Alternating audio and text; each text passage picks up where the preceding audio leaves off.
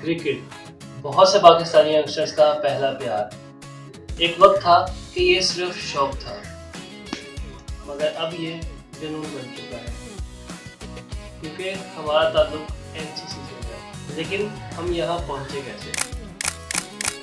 2019 का टाइम था और हम लोग क्योंकि पहले गलियों में क्रिकेट खेलते होते थे आपस में टीम्स वगैरह बना के ना, तो 2019 के अंदर हम एक दिन मस्जिद में इकट्ठे हुए सारे दोस्त। तो एक दोस्त ने हमारे 2019 का वर्ल्ड कप क्योंकि आने वाला था, तो उसके मॉडल के ऊपर एक टूर्नामेंट करवाने का फ़ैसला किया। उसमें कुछ मेरे प्लेयर्स भी थे और उन दिनों में रमज़ान भी चल रहा था, तो हमारी मुलाकात हसनात से वहाँ होती है। वहाँ इस तरह होती है कि रमज़ान में नमाज असर की हम पढ़ते थे और वहाँ पहुँच जाते थे। साथ साथ एक वजह पहुँचने की हमारे प्लेयर्स भी थे। अब टूर्नामेंट तो चलता है, मैं और मेरे जो कैप्टन थे इरफान क्यूम, वो हम तो नहीं खेलते, बट हम सिर्फ एग्ज़ामिन कर रहे होते हैं और इतना एग्ज़ामिन करते हैं कि हम एम्पायरिंग तक पहुंच जाते हैं उस टूर्नामेंट में। खैर वो टूर्नामेंट ख़त्म होता है, हमारे कप्तान साहब हसनात भी कप्तान था दूसरी टीम का, तो मैच रखते हैं इनसे, और वो मैच इस तरह बढ़ते गए कि सिर्फ हमारी क्रिकेट इरफान और हसनात तक रह गई, या मुनीब और हसनात तक रह गई, उससे आगे हम बढ़े ही नहीं।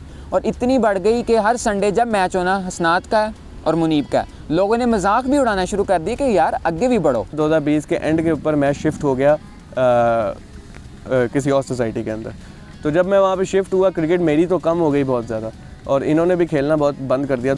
इसी तरह चलता रहा। 23 के स्टार्ट तक सिर्फ 1-2 मैचेस तक थे, बट फिर हमने सोचा कि क्यों ना एक लीग करवाई जाए, सबको यूनाइट करके एक लीग करवाई जाए, और उस लीग का नाम रखा GCL, जी ब्लॉक क्रिकेट लीग।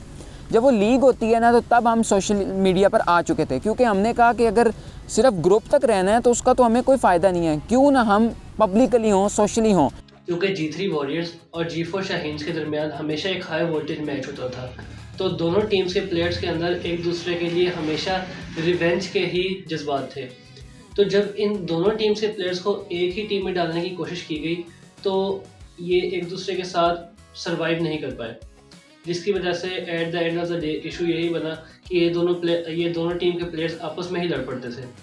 उसके बाद मुनीब और साद ने, उन दोनों ने मेरी टीम चैलेंजर्स से खेला G3 वॉरियर्स के ख़िलाफ़, जहाँ पे उनको दोबारा से आपस में हसनात से मिलने का मौका मिला।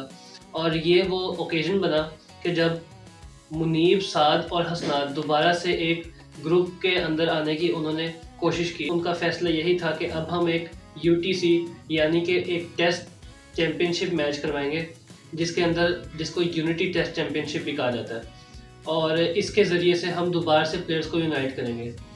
ऐसे ही चलता रहा और इन्होंने टेस्ट मैच करवाया। उसके बाद हसनात के दिमाग में ही दोबारा से एक आइडिया आया, जिसके अंदर वो चाहता था कि हम वॉरियर्स और शाहीन से बाहर निकल कर अब खेलें, ताकि इन प्लेयर्स के दिलों में जो एक रिवेंज के जज्बात हैं उसको ख़त्म किया जा सके। उसके लिए हसनात ने ही और इन सब ने मिलके एक आइडिया सोचा कि अब हम एक काउंसिल बनाएंगे, जिसको अब NCC के नाम से जाना जाता है। तो अब NCC का मोटिव भी यही है कि uniting the spirit of cricket, क्योंकि अब ये सब मिलके चाहते हैं कि हम एक ही काउंसिल के अंडर खेलें और सब यूनाइट होकर खेलें। और इसी वजह से NCC भी वजूद में आया, जिसको अब सब नेशनल क्रिकेट काउंसिल के नाम से जानते हैं।